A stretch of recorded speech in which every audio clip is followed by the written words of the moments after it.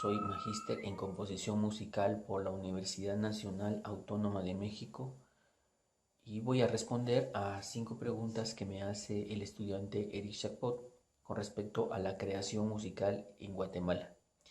La primera es, ¿qué opina respecto a la evolución de la creación musical en los últimos años? Y creo que me voy a basar más bien en el concepto de evolución, que creo que no aplica, porque pues, la evolución es la adaptación que hace un ser a un medio, ¿no?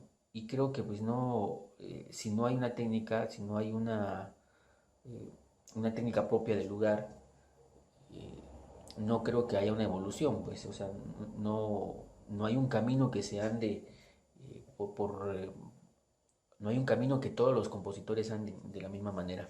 O sea, no hay un seguimiento a una técnica y que esa técnica se depure, se adapte, sino que pues cada quien ha compuesto como puede o ha creado más bien música como ha podido en Guatemala. Luego la segunda pregunta dice, ¿cuál técnica cree que es predominante en Guatemala? Y pues va amarrada con la primera pregunta. Una técnica es un conjunto de procedimientos, es un hilo de procedimientos que, que hace que un creador parta de una idea inicial y termine con un resultado final. Y bueno, pues a ese conjunto de procedimientos es lo que nosotros le decimos técnica, si es que existe la técnica de composición, porque cada creador pues se hace la suya propia, ¿no? Cuando alguien pues no se hace su propia técnica, pues lo único que va a hacer es imitar un procedimiento. Y por lo mismo creo que no hay una técnica predominante en Guatemala, porque muchos creadores ni siquiera están conscientes de que ese procedimiento pues ya lo han personalizado. Entonces no hay una técnica predominante, pues cada quien hace su propia técnica.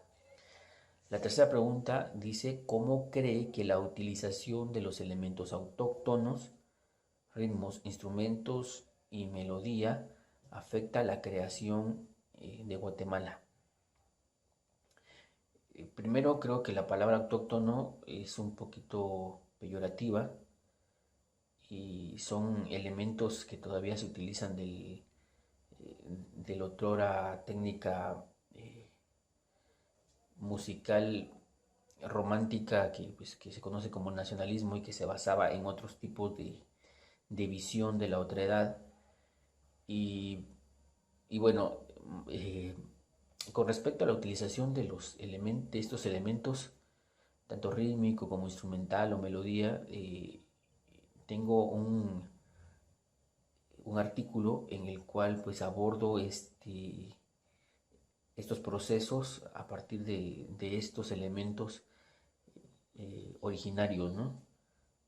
Y creo que existe también el saqueo cultural de parte del vecino, ¿no? Que es ver a esa otredad como un elemento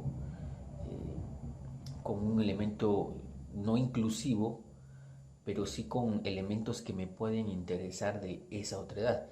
Es decir, bajo la bandera de que podemos como creadores tomar eh, elementos sonoros de cualquier parte, pues también se crea lo que es el saqueo cultural. Y pues es ver de una manera inferior al otro, y, pero tomar de ese otro lo que me interesa. Y mucho se debe a esa visión de lo exótico, ¿no? De que si es autóctono, que pues viene siendo como exótico, pues me interesa eso, pero no me interesan ni su cultura, ni conocer, ni su comida, ni su idioma, ni nada. Entonces es un poquito complicado, creo que sí afecta porque hemos tomado del vecino, hablo del vecino pues, dentro del mismo territorio, del territorio nacional por supuesto. Hemos tomado muchos elementos y se presentan como una innovación cuando muchas veces son elementos copiados.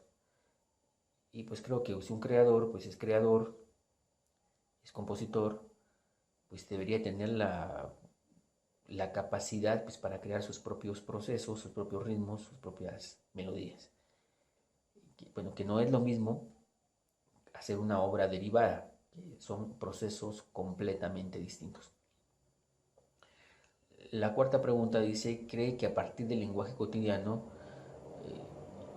o que a partir del lenguaje cotidiano es un elemento influyente dentro de la creación musical? Y sí, lo creo.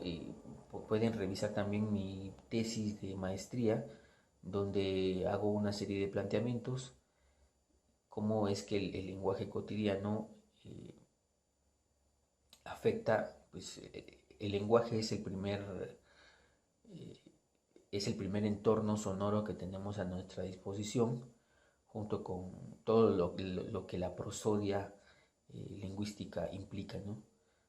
Pero pues eh, digo, es una forma en la que nosotros estamos a diario expuestos a una sonoridad, a un acento, a una rítmica, entonces influye definitivamente.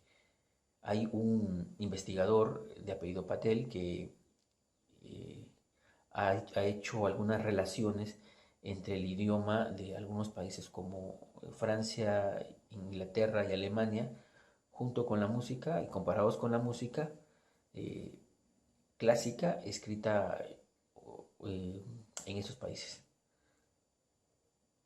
La pregunta número 5 dice, ¿cómo ve el futuro de la composición contemporánea en Guatemala en los próximos años? Creo que iría amarrada con la pregunta uno sobre la evolución de la musical, ¿no? Y la técnica predominante, que es la pregunta número 2. Creo que pues el futuro pues, no es nada esperanzador si seguimos con esta linealidad con la que hemos partido en los últimos años. No quiero decir que no hayan creadores brillantes, porque sí los hay. También hay creadores o compositores más bien, que pues han tenido que salir del país, como en mi caso, para estudiar una o para obtener los conocimientos del siglo XX y XXI, porque creo que aún Guatemala sigue componiendo con procedimientos del siglo XIX o finales del siglo XIX, inicio del siglo XX.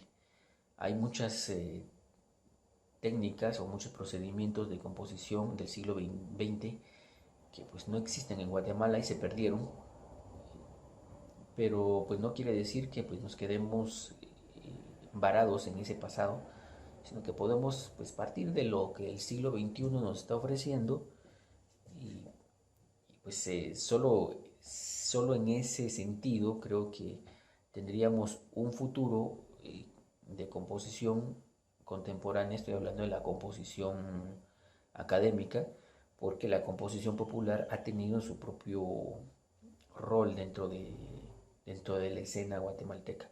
Y pues si hablamos de la música popular, pues sí ha ido por buenos caminos, mientras que la música académica pues se ha quedado estancada en procedimientos ya muertos